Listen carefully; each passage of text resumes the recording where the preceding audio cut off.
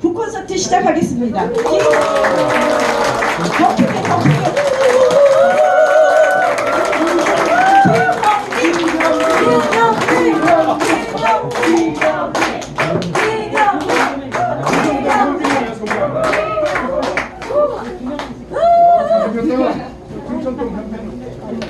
김천동 현빈요? 아닙니다. 김천동 원빈입니다. 현빈 현빈. 안녕하십니까, 김영민입니다. 반갑습니다.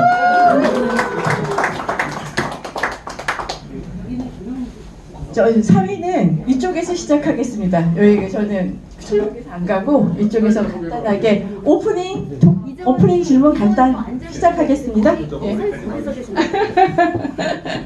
들리시나요? 마이크 나와요. 네. 자, 세상을 뒤흔든 50가지 범죄 사건. 돌아오면서 보시겠지만 책을 많이 쓰셨습니다. 특히 이 책 같은 경우 이렇게 그 범죄 사건에 관한 그 책을 쓰시게 된 동기, 이유 이런 것들 좀 배경을 좀 얘기해 주시겠어요? 네, 제가 그 시사인에서 연재를 지금 7년째 하고 있거든요. 근데 올해 끝납니다. 올해 바로 잘리게 되는데 이제 거기서 이제 그 딸에게 준 역사 이야기를 연재하고 있는데 이제 그게 매 주마다 아이템 찾기 힘드니까 이제 꾀를 냈죠. 어떤 주제를 가지고 쭉 그냥 1년 동안 먹자. 근데 그때 이제 제가 떠오른 게 범죄 이야기를 해보자. 제가 원래 범죄에 관심이 많거든요. 뭐 제가 뭐 범죄를 저지르거나 한 적은 없는데 사소한 거 말고는 없는데 그러니까 저는 그런 생각을 합니다. 저는 제가 만약 싸움을 좀 잘하고 몸이 날랬더라면 아마 저는 경찰을 했을 것 같아요. 저는 경찰대학도 지망을 하려고 했었고 근데 이제 너무 뛰지도 못하고 달리기도 18초 나오고 해서 포기를 하고 그랬습니다. 지금도 드라마 나오는 경찰 같은 거 참 좋아합니다. 경찰 형사물 즐겨보고 또 범죄에 대해 관심이 많아요. 범죄가 나면은 왜 났고 대체 누구고 그런 관심이 많아가지고 그런 이야기를 되게 많이 듣기도 하고 하기도 하고 또 보기도 하고 해서 범죄 이야기를 하면 1년 아주 쉽게 갈 수 있겠다 이런 생각을 했고 처음에 세계사 속의 범죄를 하다가 나중에는 한국사 속의 범죄까지 그렇게 하게 됐었습니다. 자, 범죄와 50개의 거울 왠지 이렇게 뭔가 매치가 안 되는 느낌이에요. 근데 50개의 거울과 50가지의 범죄 어떤 의미로 연결시켰는지 궁금합니다. 그러니까 그 기본적으로 범죄는 사회의 거울이라는 얘기 하지 않습니까? 그러니까 범죄를 보면 그 사회가 보일 수 있거든요. 그러니까 옛날엔 범죄가 아니었던 것이 지금 범죄가 되기도 하고 옛날엔 범죄였는데 지금 아닌 것도 있고 이를테면 간통 같은 경우는 분명히 범죄였지만 여러분 혹시 간통죄 옛날에 이제 그 신고가 되면 누가 조통인지 아십니까? 형사가? 형사가 어디가 갔을까요? 뭐 조사계, 뭐 교통계 많잖아요. 간통 사건 출동할 때 형사 강력경을 갔습니다. 기본적으로 강력경사 일 중에 하나가 호텔 문 따고 들어가는 거였어요. 그러니까 문 따고 그러니까 또 싸움 나니까 강력기가 출동했습니다. 하지만 그건 이제 더 이상은 범죄가 아니죠.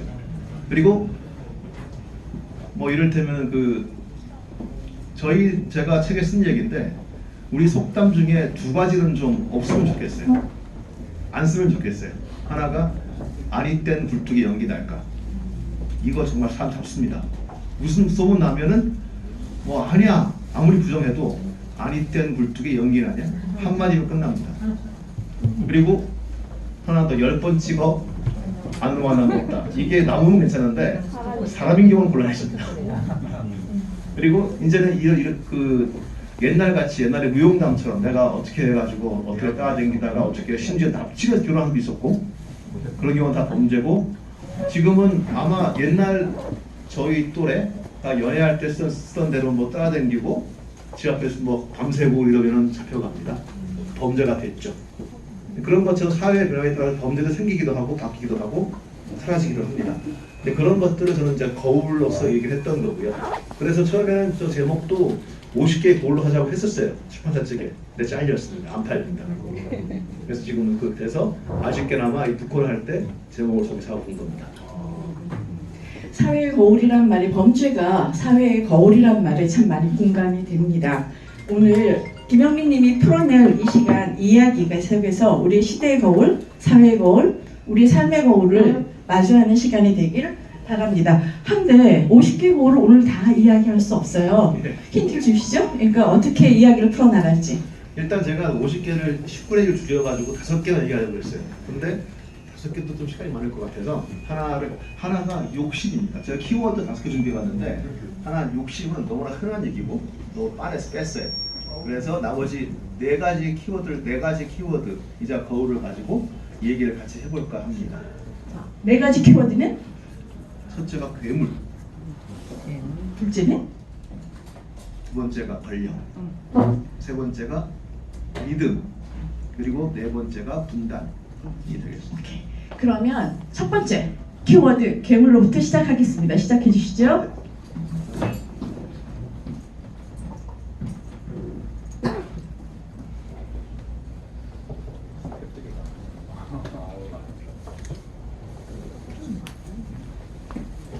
제가 범죄 이야기를 하다 보니까 그 디르켈이라는 사람을 이제 공부를 하게 되더라고요. 공부를 많이 한 건 아니지만 기본적으로 어떤 범죄에 대해서 얘기를 많이 했었고,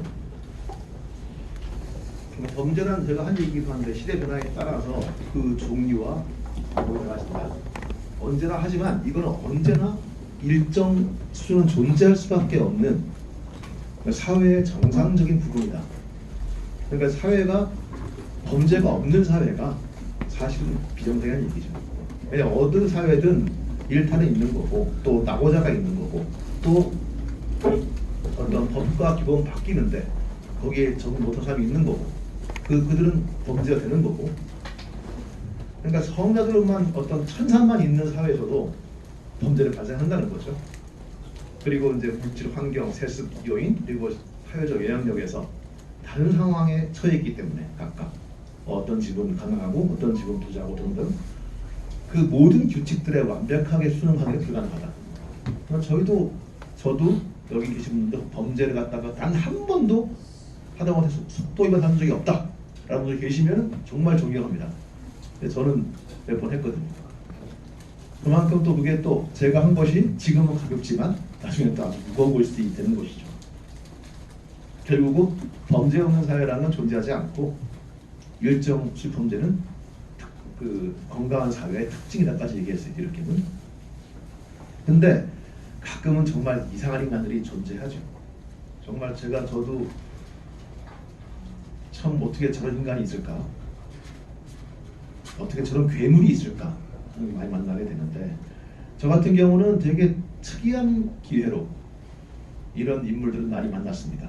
아마 여기 저희 후배 중에 정신과 의사 한 명이 와 있는데 아마 그 정신과 의사 그 2005년부터 11년까지 이 6년 기간은 아마 그 제 후배에 필적할 만큼의 이상한 사람들을 만났을 것 같아요. 그거는 기억하실지 모르겠습니다. 이 그 긴급 출동 SOS 24라고 이런 프로가 있었어요. 이거는 이제 가정 폭력이나 아동 학대나 노인 학대 등등 갖다가 그 사회에 존재하는 폭력을 추적을 하고 그 현장을 잡아내고 그래서 고발을 하거나 그런 콘텐츠였습니다.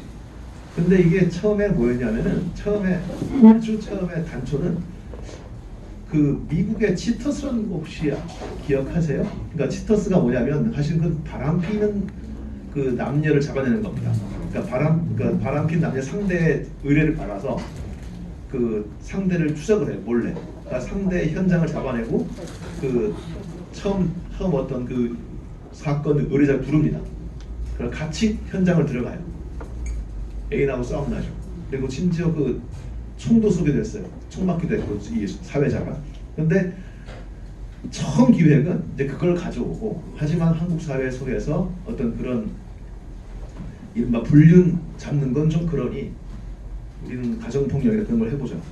즉 피해자의 의뢰를 받아 안방에 카메라를 달고자 했습니다. 되게 놀랬죠. 처음엔 저 되게 반대했었어요. 그러니까 팀장이 불러서 얘기할 때 난 이거 못하겠다, 난 2% 빼달라고 얘기했었고 좀 엄청 싸웠는데, 근데 이때 시작쯤에 어떤 사건들이 발생을 합니다. 강릉에서 여중생이 아버지 죽였어요. 근데 이제 참 그 당시 쇼킹한 사건이었는데 여중생이 상당히 착한 학생이었어요. 학교에서 범생이었고 늘 학교에서 밝은 학생이었고, 근데 아버지는 개자반이었어요. 술 먹으면 애 패고 부인 엄마 도망갔고, 학교 일기장을 보니까 그런 식이었어요. 난 행복한 아이다. 우리 아버지만 나아진다면 뭐 이런 식의 얘기 써놨었고, 근데 애가 맞다가 하루는 아버지가 이제 술 취해 잘 때 목을 졸라버린 거였습니다. 그리고 또 한 사건은 울산 무령 토막살인 사건이었어요. 이거 뭐였냐면 택시 기사가 죽었습니다. 근데 토막이 나서 발견됐어요. 근데 범인은 엄마와 딸이었습니다. 뭐 비슷했고 상황 비슷했고 아버지 같은 그 A급의 가정 사범이었고, 근데 문제는 둘이 의견이 다퉜어요. 서로 내가 죽였다. 엄마는 보기만 했다. 딸은 보기만 했다. 그러니까 경찰이 그걸 밝히지 못해가지고 한동안 서로 그러니까 한동안 되게 고생했었는데, 그러니까 이 사건을 두고 저희가 흰 내에서 토론을 하면서 한 작가가 저한테 얘기했었어요. 방송은 언론은 맨날 사건 터지는 다음에 뒤따라가면서 와 이랬다 이럴 수 있냐 하지 않았냐. 좀 무리하더라도 한번 먼저 우리가 현장을 들어가 보고 카메라를 보고 그를 관찰을 하고 해서 대책을 찾는 것도 의미가 있지 않겠냐. 저는 거기에는 동의를 했었습니다. 그 사건 두 개 겹치면서. 그래서 이제 이걸 하게 됐는데, 하다 보니까 정말로 이상한 사람 참 많았습니다. 그러니까 세상에서 이렇게, 그러니까 저는 뭐 나름 보통 가정에 자랐다고 생각을 하고, 뭐 이른바 우리가 흔히 이력서에 쓰는 것처럼 자상하신 어머니와 엄격하신 아버지 사이에서 자라가지고 뭐 그렇게 뭐 그때 학교 가고 학교에서 말썽 안 부리고 담배 안 피고 술 안 먹고 대학 가고, 술은 좀 먹었나? 근데 그 어쨌건 뭐 졸업하고 군대 갔다 와서 취직하고 장가가고 했다. 근데 그게 사실은 다른데, 그런 평범한 이 정말로 천국 같은 집들이 많더라고요. 어떻게 이렇게 살 수 있나, 그 집들이. 그 중에 이제 참 많은 괴물들을 봤죠. 진짜 많은 괴물들을 봤는데 그 중에 한 꼬마가 있었습니다. 이 친구는 이제 그 당시 2005년 당시에 초등학교 4학년이었으니까 지금은 아마 한 나이가 몇 살 됐죠? 내가 수학이 양이라 2005년 11살이었으면 지금 몇 살이야? 이제 한 28 됐나요? 거의 29 됐겠네요. 근데 그 당시 11살 나이에 키가 176까지 큰 아이였어요. 근데 이 학생이 학교를 안 가고 게임만 하는데, 학교에 가가지고 이상한 목검을 가지고 다니면서 학교 기부를 다 파손해버려요. 일창 깨버리고 선생님을 때리기도 하고. 근데 선생님이 참 좋은 분이어가지고 찾아왔어요. 집에 여자분이었는데 보자마자 XX년 그러면서 막 난리가 났어요. 때리려고. 그리고 이 주위 사람들은 그냥 이게 상종을 못하고. 근데 문제는 어머니를 또 때린다는 거예요. 그래서 제보가 와서 갔는데 상태가 심각하더라고요. 그러니까 거의 나 보는 순간 넌 뭐야 이 개새끼야 딱 나오는데, 11살 같이, 물론 지금 제가 이렇게 말해서 그렇지 그때 11살 나이에 아이 나온 소리는 정말 섬뜩했었어요. 근데 그렇게 어머니를 괴롭히고 하는데, 이 아이를 취재를 하다 보니까 다른 그 지금 동네 말고 이전 동네에서 취재를 해보니까 거기서는 또 엄마가 이 꼬마가 아닌 거예요. 괴물이 꼬마가 아니잖아요. 괴물은 그 엄마더라고요. 그 앞 동네에서 엄마가 얘를 그렇게 잡았었어요. 그러니까 제가 이제 한번 물어봤죠. 엄마 붙잡고. 근데 뭡니까? 저 가문이 이렇던데 뭡니까? 물어보니까 엄마가 갑자기 대성통곡을 해요. 그러니까 엄마가 참 불우하게 살았습니다. 옛날 사람이 제일 나이 많지만 엄마는 그 친정 엄마가 바람난 나갔다가 들어와서 낳은 아이예요. 그 당시에 친자 확인 안 될 때이기 때문에 어쨌건 다시 어떻게 살긴 살았는데, 그 여자는 거의 집안에서 내놓고 부각받는 어떤 그런 사람이었죠. 자랐고 학교도 못 다녔고 어떻게 시집 갔는데 남편이 또 그런 사람 만나고, 결국 애랑 둘이만 나와서 살았고. 근데 하루는 애가 이제 일을 가야 되는데 애가 막 울면서 막 달라붙으니까 비가 오는 여름 밤에 아이를 데리고 산에 올라갔대요. 그리고 산에 나무에 아이를 묶어놓고 식당에 나갔답니다. 근데 그 아이가 엄마가 이제 몇 시간 뒤에 또 다시 또 가보니까 아이가 어떻게 끈을 풀고 집에 왔더래요. 그리고 그때 그러더랍니다. 크면 엄마 죽여버릴 거야. 어쨌건 그렇게 그런 과정을 겪었던 아이가 결국 그렇게 된 것은 지금 그 아이가 저는 그때 절망했던 거는 이 아이를 갖다가 이제 너무 어리지 않습니까? 근데 그 정신병원에 어떤 정말 치료 받아야 될 상황이었는데 근데 그 전에 치료와 교육을 병행할 수 있는 데가 없나? 없더라고요. 특히나 그 지역에는 없어요. 서울에 있었는데 서울 지역은 서울 지역만 받더라고요. 그러니까 결국 그 아이는 어떤 그런 걸 받을 기회가 없었고 지금 이제 나이가 거의 한 20대 후반일 텐데 그 당시 저희가 개입해서 어떻게 조금 치료받긴 했습니다만 그게 어떻게 됐을지 그 엄마가 어떻게 변했을지 그건 잘 모르겠습니다. 근데 그런 괴물들을 저희는 종종 만났죠. 근데 방송 보면서 다 그랬습니다. 제가 촬영하는 걸 저도 보면서 그랬고 편집할 때 작가도 그랬고 또 본 사람들도 야, 어떻게 저런 괴물이 다 있나. 그리고 또 엄마 얘기를 들으면서는 아유 무슨 그런 괴물이 다 있나. 어떻게 애를 묶어놓고 비온 여름 밤에 묶어놓고 식당을 나가. 근데 결국 궁극적으로 관심을 기울여야 될 거는 그 괴물들이 왜 탄생했는가 우리가 살피지 않으면 결국은 우리는 그 괴물을 보고 탄심할 뿐이라는 거죠. 아유 뭐 이런 괴물이 있냐, 뭐 이런 괴물이 있냐. 괴물은 참 계속 나옵니다.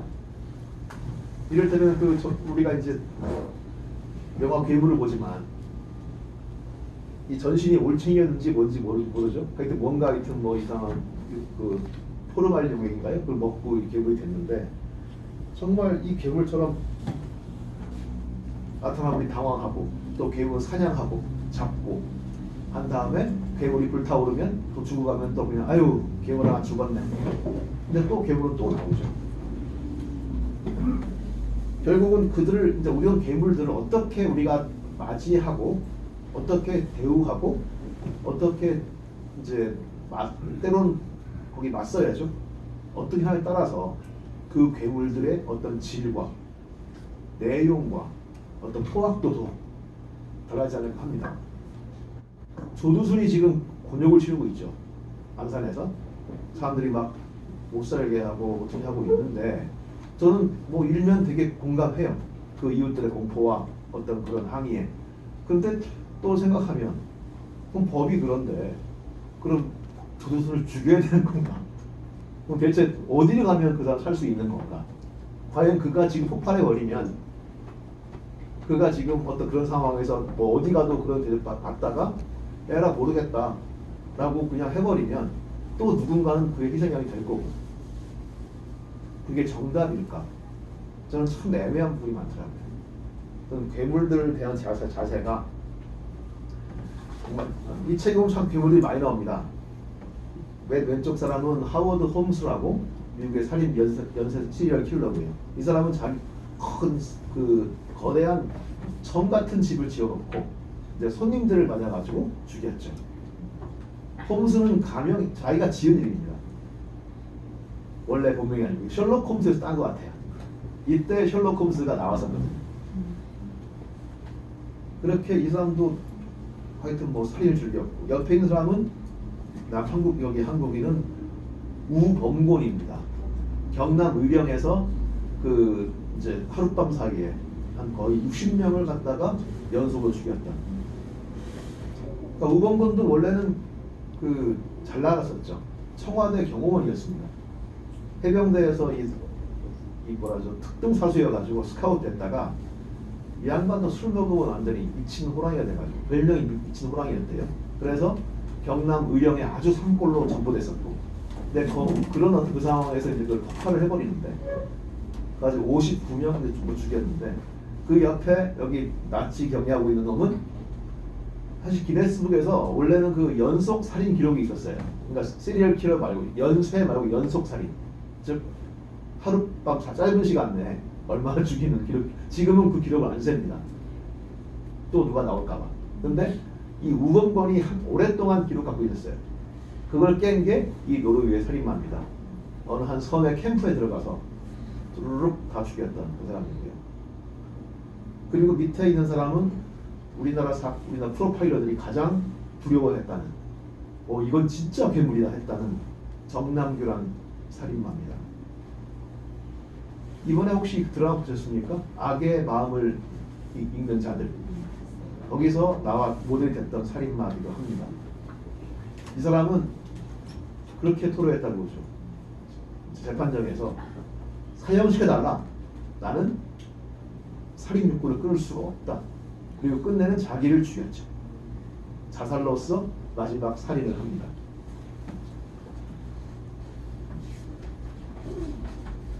이런 괴물들을 이해하실 수 있겠어요? 저도 불가능합니다. 대부분의 괴물들은 앞서 말한 꼬마처럼 상처가 많은 사람들이 많아요. 근데 또 안 그런 경우도 있습니다. 아주 드물지만. 나도 이런 괴물들을 주로 이제 사이코패스라고 부르죠. 요즘 그 말로는. 근데 제가 언젠가 또 그 꼬마 진찰할 때 의사 선생님 만났는데, 그 의사 선생님은 좀 그 말씀을 좀 되게 격하게 하신 분이셨는데 저한테 그러더라고요. 이거 애들 어떻게 하면 됩니까? 그러니까 그 말이 험악했었어요. 죽여야죠. 애들은 답이 없어요. 근데 이제 이게 참 무슨 뜻인지는 알겠죠. 그만큼 평생 경험해야 될 만큼 위험한 아이들이고 그만큼 위험한 거 알겠는데, 그러니까 결코 교정이 안 될 것이고 회복이 안 될 것이고 그냥 평생 저러고 살 거다라는 것이었는데, 그 의사의 의견일 수도 있죠. 또 요즘은 왜 어떤 부분이 부족하다고 이제 얘기는 합니다. 얘기를 하고 있고요. 근데 저는 그 얘기에 또 마냥 찬성하고 싶지는 않습니다. 사실 20세기 초반까지도 한 중반까지도 그 골상학이 있어요. 골상학. 이 머리의 형태와 어떤 그래가지고 범죄형이 생겼다. 근데 그게 실제로 과학으로 인정받았었거든요. 지금은 아무것도 아닌 그 정말 유사과학이지만 그때는 그게 아주 현대 과학의 개가로까지 얘기됐었거든요. 그렇다면 현재 사이코패스에 관한 어떤 그런 이론도, 의학적인 발견도 또 100년 뒤에 또 어떻게 될지 보지 않습니까? 결국 저는 이제 그 성향이, 그 괴물이 설사 선천적 서로 배려하는 마음을 잃고 정말 자신만 이익을 추구하는 그런 사회 속에서는 그들은 더 빈번하게 뜨겁게 출현할 것이고 우리를 괴롭힐 겁니다. 또 그들을 때리는 아버지들과 싸우면서 살았다고 합니다. 그래서 그 묘비에는 그 도움받았던 그 멜빌 가족이 썼어요. 그를 기리면서 그를 기억하며 라고 그의 묘비명을 써놨습니다. 이게 지금도 남아있죠. 영국 민민가에서 근데 엄마를 죽인 이유가 그거였어요. 너 왜 죽였냐? 그러니까 엄마가 동생을 죽일 것 같아서요. 라는 게 형의 이야기였습니다. 어쨌건 그 엄마도 어떻게 했겠죠. 괴물이었겠죠. 근데 그렇게 엄마를 죽인 괴물은, 그리고 엄마 시신을 난자하고 거의 형사들도 토악질하게 만들었던 그 참혹한 범죄의 주인공은 그 뒤에 전쟁의 영웅으로 또 가정폭력 피해자를 돌보는 사람으로서 여생을 잘 살다 갔습니다. 그러니까 무슨 말씀인가 하면 그만큼 저는 이제 그런 괴물들 갖다가 괴물을 치부하기 참 쉽습니다. 저 괴물 어떻게 죽여 없애야 돼. 저도 개인적으로 사형제도, 왜 그런 말이 있죠. 교수형 그 교수대에 오르기 직전에 거기 참가하게 되면 누구나 사형을 반대하게 되고, 범죄 현장을 보면 누구나 사형을 찬성하게 된다. 저 동의하는 게, 저도 정말 저 새끼 죽여야 돼. 그런 사람들 많거든요. 많이 있습니다. 하지만 또 이제 과연 그게 답이냐? 그렇게 하면은 죄가 줄어드느냐? 우리가 흔히 말하는 엄브레차 하면 죄가 줄어드느냐? 범죄가 줄어드느냐? 그렇게 따지면 옛날에 그 영모도 어떻게 했죠? 영모를 저지르면 사지를 찢었지 않습니까? 그런다고 영모가 없었나요? 끊임없이 일어났었죠. 근데 볼 때는 그래서 그 엄벌을 당연히 할 때 해야 되는데 또한 그게 답인가 하는 생각을 항상 하게 됩니다. 이것이 이제 그 첫 번째 키워드 괴물 이야기였고요. 네, 감사합니다. 일단 잠깐 두 번째로 넘어가기 전에 우리가 그 괴물에 관한 지금 키워드를 가지고 얘기했잖아요. 그러면 지금 얘기 들으시면서 여러 가지 생각을 하셨을 것 같아요. 그러면 그동안 우리가 괴물을 통해서 만난 어떻게 보면 우리 사회의 맨얼굴이라고 할까요? 그런 거 혹시 생각나시는 거 있으시면 얘기해 주시면 좋겠습니다. 어떻게 한다고 했죠? 제가 여기서 뽑겠다고 했죠? 자, 아무 생각 없이 뽑겠습니다. 이 사람은 제가 정하겠습니다. 아, 이주은님, 이주은님, 네. 우리가 그 괴물을 통해서 우리가 이렇게 신문이나 아니면 텔레비전이나 많이 보잖아요. 그 속에서 만나는 우리 사회의 어떤 맨얼굴이라 그럴까? 어떤 느낌? 아니면 조금 전에 얘기했듯이 괴물은 만들어지는 걸까? 어떻게 생성하는 걸까? 뭐 이런 거에 대해서 이렇게 잠깐 떠오르는 생각이 있으시면 얘기해 주시면 감사하겠습니다.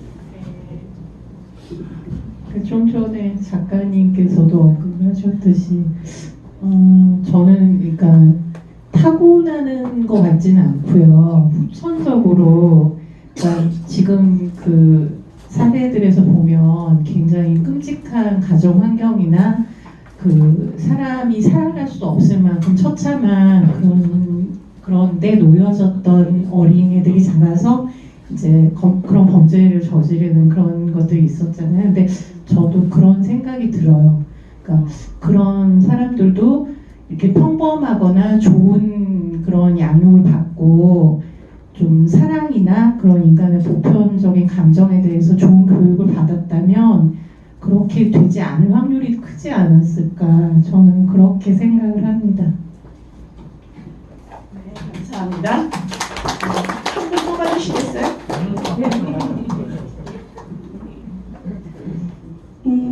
이효근님? 이효근님? 저기 뒤에 계신가? 아, 예.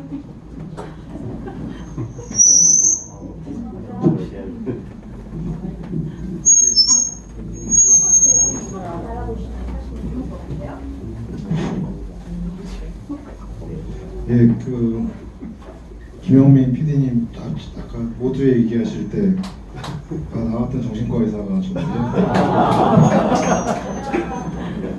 그 말씀이 맞는 게그 시기적으로 보면 제가 그때 군대에 있을 때라 아마 저는 이상한 사람 별로 안 보고 있었을 때거든요. 이렇게 홍민이 형하고 만나서 이렇게 술 한잔 하고 그럴 때 그 문제에 대한 얘기도 많이 하고 그번에 책을 보면서 그 문제에 대해서 저 자신도 일을 하면서 느꼈던 것들에 대해서 많이 생각을 하게 됩니다. 그래서 아까 말씀 중에 나왔던 죽여야 돼 그런 것도 그거는 제 생각으로는 일종의 비유 내지 한탄이었다고 생각이 들고 그 얘기를 그 전에 홍민 형도 그렇게 말씀하셨던 것 같고 저 같은 경우도 늘 보면 정답이 있으면 현재까지 문제가 남아있지는 않았을 것이고 정답이 없는 상황에서 그 한 케이스마다 상황에 맞게 최선을 다하면서 우리가 조금이라도 더 나은 세상을 만들기 위해서 가지고 있는 능력과 가지고 있는 행하고 있는 직역은 다르지만 최선을 다할 때 조금이라도 나은 세상이 만들어지지 않을까라는 거를 에 대한 공감대가 있는 것이 또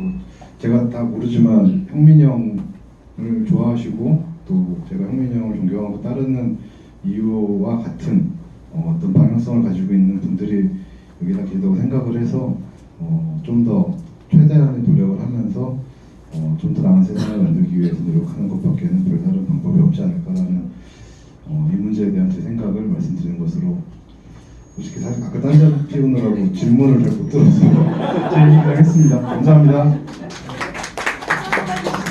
이게 엄청난 행운입니다. 뭐 질문도 좋아요. 뭐 듣다가 네. 뭐 어떤 유재현님, 예. 유세현님, 네, 듣다가 이쪽으로 좀 나와서 얘기해 주시는 거 봐. 그게 스피커랑 같이 연결되면 삑삑거려서 이쪽에서 뭐 하시고 싶은 이제 좀 늦게 왔는데 패치라서 굉장히 궁금했어요. 하여튼 책 우연히 읽으면서 필체도 그렇고 생각하는 면에서 본받을 점이 참 많이 있었습니다. 그래서 오늘 꼭 참여하게 됐는데 조두순 이야기를 했는데요. 그 따님이 계신 걸로 알고 있는데